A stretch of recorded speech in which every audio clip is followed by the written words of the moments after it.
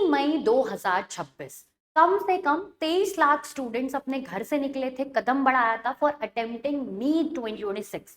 जब वो exam hall से वापस आए तो मोस्ट ऑफ द स्टूडेंट्स के चेहरे पे एक ही सेम रिग्रेट था, दैट पेपर वॉजंट हार्डर।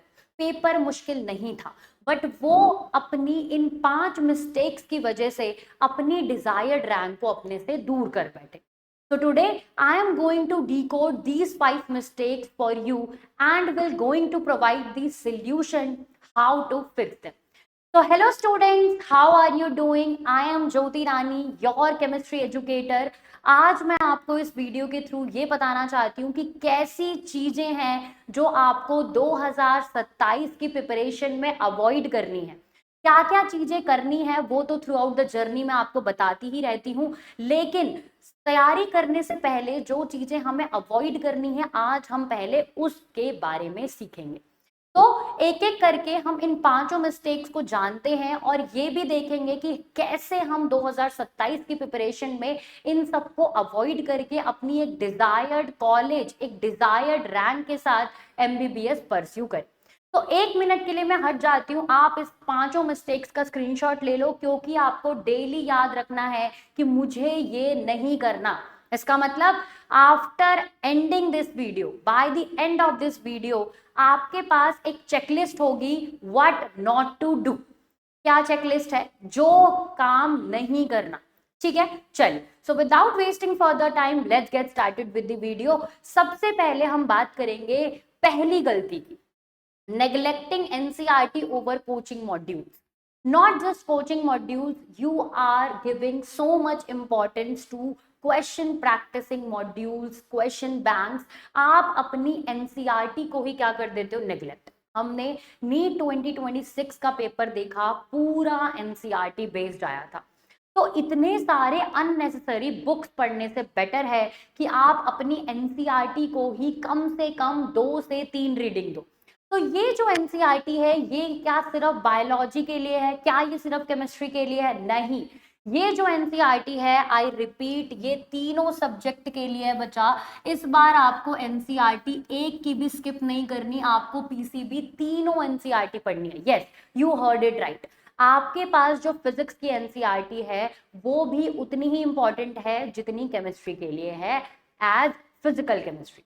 इसका मतलब फिजिक्स की जो इनटेक्स्ट क्वेश्चन है, फिजिक्स का जो थ्योरी पार्ट है, कम से कम उसकी एक बार रीडिंग आपको जरूर लगानी है ताकि आपको बेसिक चीजें वहीं से कवर करने को मिले। तो ये थी पहली गलती, आप एनसीईआरटी को नेग्लेक्ट करते हो और अपनी दूसरे मॉड्यूल्स को, अपने नोट्स को ज्यादा वेटेज देने लगते हो और वहां से प्रिपरेशन शुरू कर देते हो। लेकिन मेन नीट के पेपर में जब statement based assertion reason question आता है तो वो उठ के डायरेक्टली कहां से आता है? एनसीईआरटी से आता है। तो कुछ भी पढ़ो, आप जो भी एक्स्ट्रा मटेरियल पढ़ रहे हो उसकी इंफॉर्मेशन अपनी एनसीईआरटी में ऐड करो, ताकि आप जब भी दूसरा तीसरा रिवीजन लगाने आओ तो एनसीईआरटी से ही आपका सारा कवर हो जाए। ठीक है भाई, चलिए। दूसरी मिस्टेक जो आप करते हो, treating mock test as optional. नहीं भाई, कम से कम आपको नीट 2027 देने से पहले कम से कम आपको फुल सिलेबस 40+ मॉक टेस्ट कर लेने हैं। 40+ मॉक टेस्ट आपके लिए बहुत ज्यादा असेंशियल है। मैं ये पीरियड बताऊंगी कि कब से लेके कब तक के बीच में होगा। लास्ट 1 मंथ में कम से कम 25 मॉक टेस्ट देने होते हैं, और उससे पहले जनवरी टू अप्रैल जो होता है आपके पास, उसमें भी आपको मॉक टेस्ट कंटिन्यूअसली अटेम्प्ट करने पड़ते हैं। अब ये मॉक टेस्ट इतने इंपॉर्टेंट क्यों है? क्योंकि बच्चे, मॉक टेस्ट में हमारा माइंडसेट प्रिपेयर होता है कि कैसे 3 घंटे में हमें पहले बायोलॉजी, केमिस्ट्री, फिजिक्स साइमल्टेनियसली कैसे सोचनी है, कैसे हमारी अप्रोच रहेगी कि पहले हम अपना सिलेक्शन अचीव कर लें, उसके बाद अब हम रैंक डिसाइडिंग सब्जेक्ट पे बढ़े। तो मॉक टेस्ट आपको एक फुल्ली रिहर्सल होता है। नीट 2027 के लिए आपको ध्यान रखना है कि मॉक टेस्ट बिल्कुल भी ऑप्शनल नहीं है, they are very non negotiable. Is that clear? ठीक है, अब हम तीसरी मिस्टेक पे पढ़ते हैं, मेमोराइजिंग विदाउट अंडरस्टैंडिंग। आप लोग क्या करते हो कि जो भी आपको समझ नहीं आ रहा आप उस चीज को रट लेते हो। फॉर्मूला होगा तो बिल्कुल आपको रटना ही पड़ेगा, लेकिन क्वेश्चन कौन सा फॉर्मूला अप्लाई करने के लिए बोलेगा ये आप कैसे समझोगे? जब तक आपको ये नहीं पता कि इस पर्टिकुलर कंसेप्ट में ये वाला फॉर्मूला ही काम करेगा, तब तक फॉर्मूला रटने का भी कोई मतलब नहीं रह जाता। ठीक है, बायोलॉजी में तो आपको पता ही है, कुछ चैप्टर होते हैं ऐसे जिनमें रटने की बहुत जरूरत है, जिसमें एग्जाम्पल्स ही एग्जाम्पल्स हैं, तो वहां तक आपका रट्टा बहुत ही बढ़िया काम करता है, जो कि एक स्किल भी है, क्योंकि आप एक डॉक्टर बनने वाले हो तो आपको दवाइयों के नाम ऑलरेडी रट्टे से ही होगा, तो वो तो एक स्किल हम डेवलप करवाते ही हैं। बट जहां पर आपको कंसेप्ट की जरूरत पड़ती है, जहां पर आपको अंडरस्टैंडिंग की जरूरत पड़ती है, उस चीज को नेग्लेक्ट ना करें, उसको मेमोराइज करने की कोशिश बिल्कुल ना करें, पहले उसे समझें, उसके बाद अपनी मेमोरी में उसको फीड करें। ठीक है भाई, एक बार चलो हमने ये भी देख लिया कि आपने रट्टा लगा दिया, तो रट्टा लगाने का भी आपका एक रूल है। सबसे पहले आपने अगर पहले दिन रट्टा लगा लिया है, जो भी आपको रिवाइज करना है वो अब कब होना चाहिए आपका? थर्ड डे पे उस पूरी मेमोराइजेशन को टेस्ट कीजिए और फिर से अपना पूरा रिवाइज कीजिए। उसके बाद सेवेंथ डे पे वो रिवाइज कीजिए और फिर 21st डे पे वो रिवाइज कीजिए। जो जो स्ट्रैटेजी मैं आपको बता रही हूँ यहाँ पर, it is very much tried and tested. मैंने अपने ही रेजिडेंशियल के बच्चों पे ये सारी स्ट्रैटेजी अप्लाई करी है और उन्होंने मेरे को केमिस्ट्री सेक्शन में 180 आउट ऑफ 180 भी स्कोर करके दिया है। तो these all strategies are very much tried and tested. आप बिल्कुल आंख बंद करके भरोसा कर सकते हो और अपना नीट 2027 एक अच्छे कॉलेज में एक डिजायर्ड रैंक के साथ अज्यूम कर सकते हो। ठीक है, चल फोर्थ पॉइंट पे बढ़ते हैं, प्रैक्टिस विदाउट अ टाइमर। ये वाली गलती बिल्कुल नहीं करनी है भाई। आपको पता है आपकी एक्यूरेसी जितनी मैटर करती है नीट के पेपर में, उतना ही स्पीड, उतना ही टाइम ड्यूरेशन मैटर करता है। क्योंकि पहले तो कोविड नॉर्म्स जो थे, आपके पास नॉर्म्स थे, उसमें 20 मिनट्स एक्स्ट्रा मिलते थे, लेकिन इस साल से तो वो भी हट गया था। इसका मतलब आपके पास सिर्फ और सिर्फ 3 घंटे थे वो 180 क्वेश्चन करने के लिए। तो आपको ये समझना है बच्चे कि आपके पास 180 मिनट्स ही हैं, ये सबके पास सेम है, ये सबके पास क्या है भाई? सेम है। और इस 180 मिनट्स में आपको कितने क्वेश्चन करने हैं? 180 क्वेश्चन करने हैं। तो आपको अपनी बॉडी, अपने माइंड को प्रिपेयर करना पड़ेगा for more than 2 months, for more than 3 months, ताकि आप नीट 2027 में जाके पैनिक ना करो, आपके क्वेश्चन छूटे ना, आपका पूरा पेपर कम से कम अटेम्प्ट तो हो ही जाए। ठीक है भाई, तो आपको इस चीज के बारे में पूरी पूरी ध्यान से मेहनत करनी है इस बार, कि टाइमर के साथ ही आप अपने सारे डीपीपी के क्वेश्चन सब कुछ सॉल्व करेंगे। ठीक है, चल फिफ्थ देखते हैं, no smart study last 30 days delusion. बिल्कुल आपको पता है इतनी सारे आपके पास आती हैं स्ट्रैटेजी, जिसमें हम ये बोल देते हैं कि लास्ट के 30 मिनट्स बचे, 30 days बचे हैं, ये एक चेकलिस्ट है, इसको भर लोगे तो आपका सिलेक्शन हो जाएगा, आपकी डिजायर्ड रैंक हो जाएगी। But this is very delusional. वो वीडियोस उन बच्चों के लिए होती हैं जो पूरे साल मेहनत करते हैं।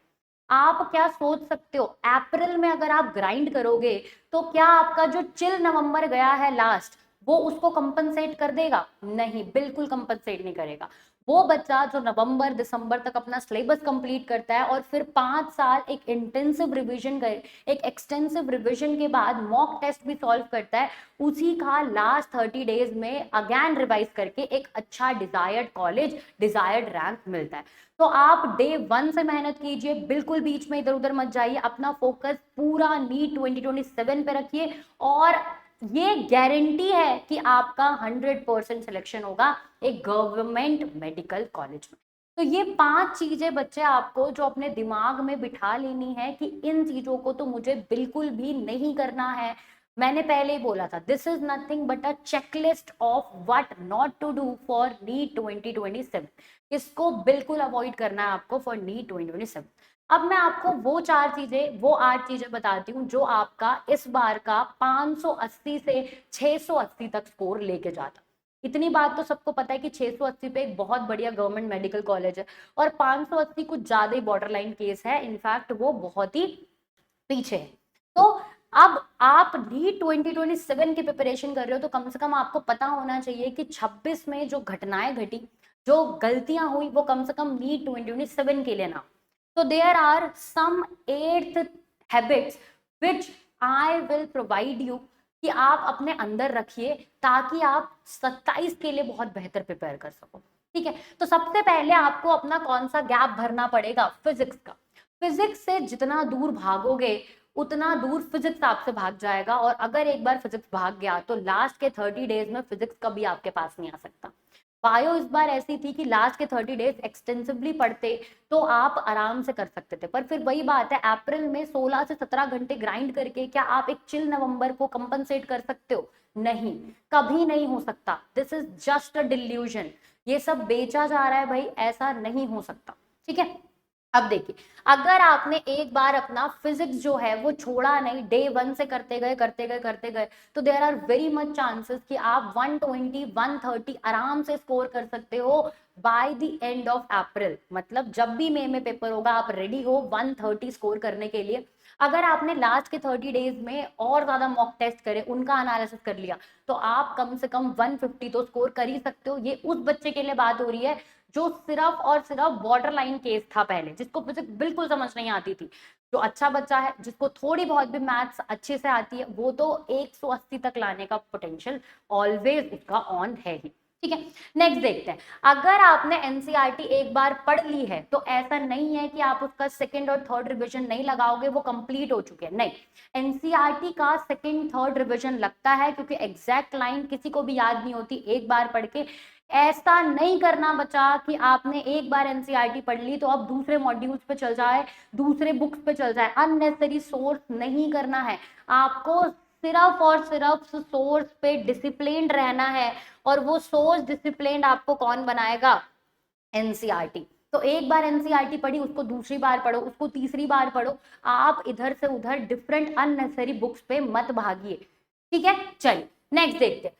पीवाईक्यू लास्ट 10 ईयर्स, तो ये तो लीस्ट है आपके पास करने के। पीवाईक्यू आपको करनी ही करनी है 10 ईयर की, बट हम 30 ईयर का पीवाईक्यू ऑलरेडी करवाते हैं अपने बैचेस में।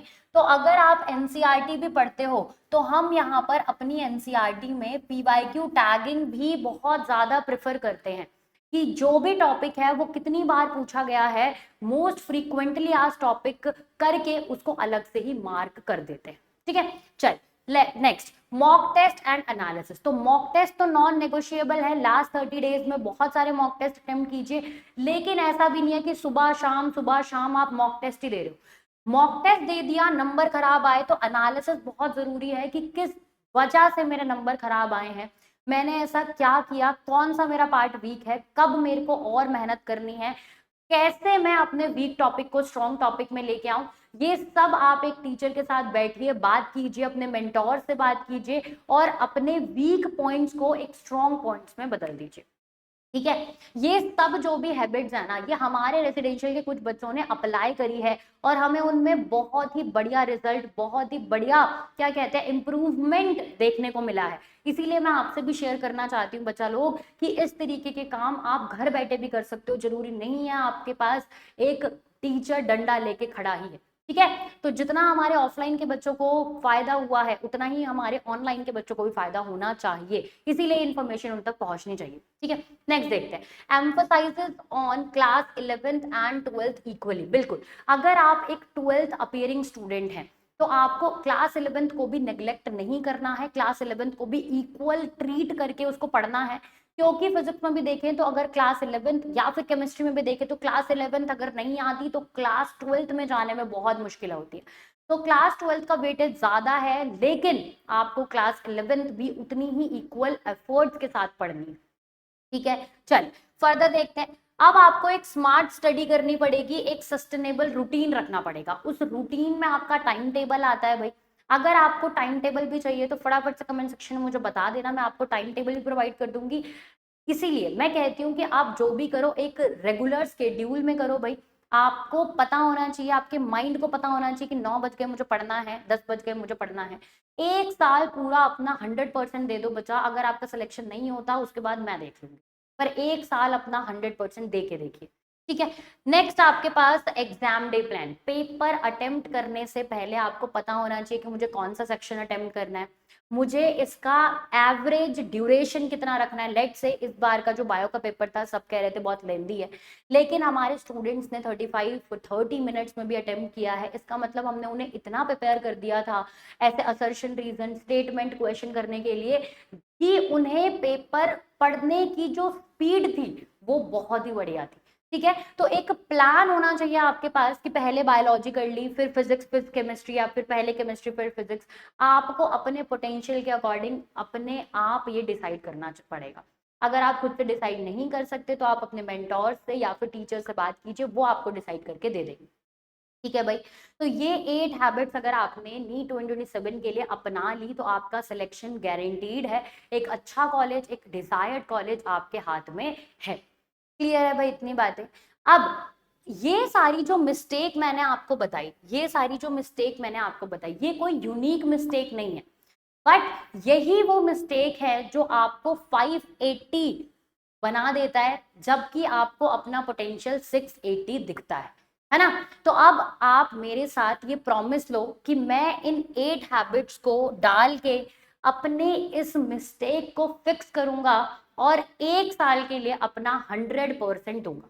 तो फटाफट से कमेंट सेक्शन में मुझे कमेंट कीजिए, yes ma'am we are ready, we will going to provide 100% of our self to this year, ताकि मुझे 2027 में एक डिजायर्ड मेडिकल कॉलेज मिल जाए। ठीक है भाई। अब देखो एक छोटी सी इंफॉर्मेशन हमारे पास उन नीट एस्पिरेंट्स के लिए जो 2027 में एक अच्छा कॉलेज लेना चाहते हैं। तो बच्चा, आप लोगों की ही पर्सनल डिमांड पे हमने ऑनलाइन सुपर 100 निकाला है, जिसमें हम 2 बैचेस लॉन्च करेंगे, बैच 1 एंड बैच 2। अब दोनों बैचेस की स्ट्रेंथ 100 होने वाली है। इसमें हम आपको वो सारी एमिनिटीज प्रोवाइड करेंगे जो हम अपने रेजिडेंशियल के बच्चों को करते हैं। यहाँ पर हम पूरे लाइव लेक्चर्स आपको देंगे। अगर ध्यान से देखा जाए तो 1000+ लाइव लेक्चर है, जिसमें हम बोलते हैं कि कम से कम 400 घंटा फिजिक्स को दे दिया, 250 घंटा आपने किसको दे दिया, केमिस्ट्री और बायो को दे दिया, और बाकी का टाइम आपके पास proper mentorship, DPP session, question practice session, इन सब के लिए बच जाता है। दूसरी बात, आपको एक पर्सनलाइज्ड मेंटोर मिलेगा यहाँ पर, जो आपकी 24 घंटे मदद करता फिरेगा कि आपके पास क्या प्रॉब्लम है। वीकली आपको पता होना चाहिए, आप नोट करके लिखो अपनी प्रॉब्लम, और जैसे ही आपका सेशन लगे उसमें फटाफट से पूछ लो। ये तो हमारा की पॉइंट है यहाँ का, रेजिडेंशियल का दिस इज वेरी की पॉइंट। आपको क्वेश्चन प्रैक्टिस कराए जाएंगे, इसमें तो कोई डाउट ही नहीं है। आपको फ्री एक्सेस भी मिलेगा बच्चा फॉर ऑफलाइन टेस्ट सीरीज, जो हमें पता है हमारे बच्चों ने 35 मिनट्स में कैसे बायो सॉल्व करी, क्योंकि हमने उन्हें ऐसी टेस्ट सीरीज के थ्रू गुजारा कि उनका माइंड सेट रेडी हो चुका था एक टफ पेपर के लिए भी, एक लेंदी पेपर के लिए भी। अब आपको हैंड रिटन नोट्स मिलेंगे सारी स्टैंडर्ड बुक्स पे। तो अब हमें क्लास में एनसीईआरटी भी कराते हैं, जहां पर हम इन्हीं नोट्स को एनसीईआरटी में ऐड करते हैं, क्योंकि अल्टीमेटली पेपर में एनसीईआरटी ही आएगा। अभी एनरोल करने पे ये बैच आपको ओनली 5000 में मिल जाएगा। अगर आपने लेट करा तो बैच फुल हो जाएगा, क्योंकि आप साइज देख सकते हो, this is only exclusively for 100 students. ठीक है। अब अगर आप में ये डेडिकेशन है कि मैं रोज लाइव लेक्चर अटेंड करूंगा, मुझे बिल्कुल डंडे की जरूरत नहीं है, मैं अपने आप में एक सेल्फ डिसिप्लिन्ड बच्चा हूं, तो आपके लिए batch one of the millions में बैच होने वाला है। बहुत ही बढ़िया, बहुत बढ़िया बैच होने वाला है। लेकिन अगर आपको थोड़ा सा भी लथार्सीनेस लगती है तो आप हमारा रेजिडेंशियल कोचिंग ज्वाइन कर सकते हो, जहां पे हम आपको पर्सनली 1-to-1 कोच करते हैं भाई।